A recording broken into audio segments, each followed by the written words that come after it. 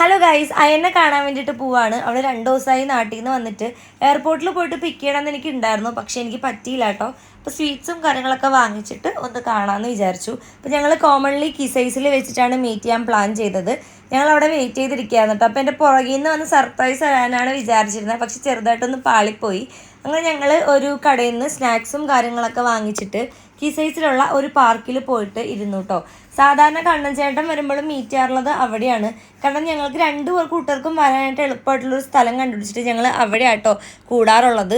ഈ സംഭവങ്ങളൊക്കെ കിടിലനായിരുന്നു ഗൈസ്. ഇത് മറ്റേ ചിക്കൻ്റെ വിങ്സാണ്, അടിപൊളിയാണ്. ഞങ്ങൾ കുറേ നേരം വർത്താനൊക്കെ പറഞ്ഞിരുന്നു. സ്വീറ്റ്സും പിന്നെ ജ്യൂസും എല്ലാ കാര്യങ്ങളും കഴിച്ചിട്ട് കുറേ നേരം വർത്താനം പറഞ്ഞിട്ടോ.